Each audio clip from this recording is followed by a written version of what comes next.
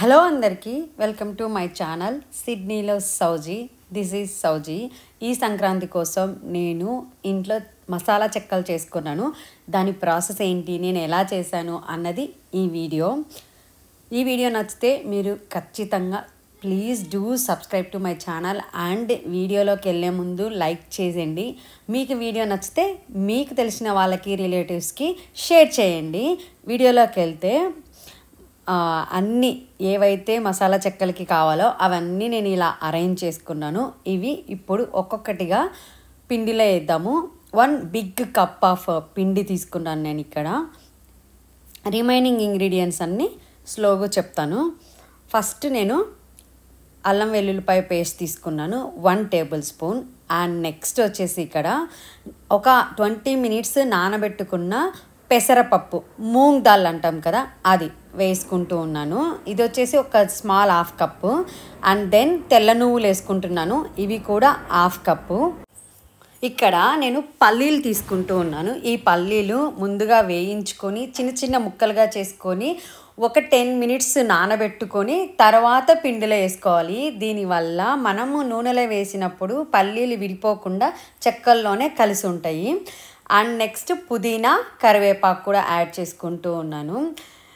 ఇది రూమ్ టెంపరేచర్లో ఉన్న బట్టరు. నేను 2 టేబుల్ స్పూన్స్ తీసుకున్నాను. అండ్ కొంచెం అంటే కొంచెం చిటికెడు పసుపు.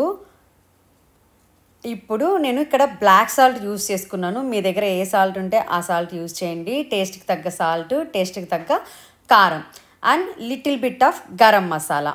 ఇవి టోటల్గా ఇంగ్రీడియంట్స్. ఇప్పుడు ఈ పిండి అంతా కలుపుకుందాం. మసాజ్ చేస్తూ వేసిన బట్టరు, ఇంగ్రీడియంట్స్, సాల్ట్ మొత్తం పిండికి పట్టేలాగా మంచిగా వీడియోలో చూపిస్తున్నట్టు రబ్ చేస్తూ కలుపుకోవాలి.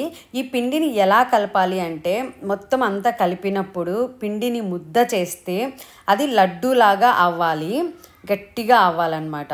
అలా అయినప్పుడు పిండి మనకి రెడీ అయినట్టు.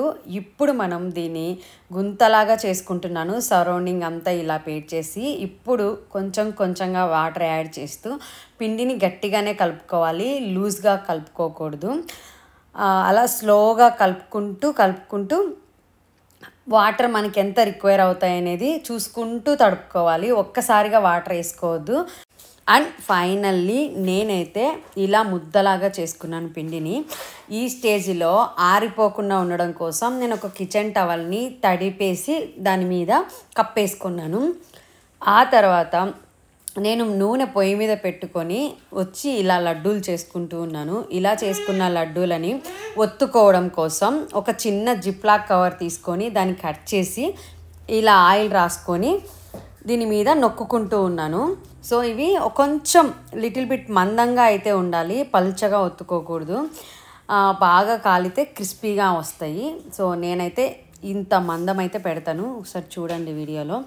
నేనైతే చెక్కలు చేత్తోనే చేసుకుంటూ ఉన్నాను. మీ దగ్గర చెక్కల ప్రెషర్ ఉన్నా లేకపోతే అడుగు మంచిగా ఉన్న బౌల్ తీసుకొని అయినా ప్రెస్ చేసుకోవచ్చు. సో చెక్కలు ఇలా కాగిన ఆయిల్లోకి ఒక్కొక్కటిగా వేసుకొని కలర్ ఇలా వచ్చినప్పుడు నేను తీసుకొని పక్కన పెట్టుకుంటున్నాను. ఇది ఇవాల్టి నా చెక్కల స్టోరీ. ఈ వీడియో పైన మీ అభిప్రాయాన్ని కమెంట్ చేయండి తప్పకుండా. చాలా క్రిస్పీగా బాగా వచ్చాయి. ఇవి కాల్చడంలో నాకు మా హస్బెండ్, మా పిల్లలు కూడా హెల్ప్ చేశారు. Thank you. See you on next video. Bye bye.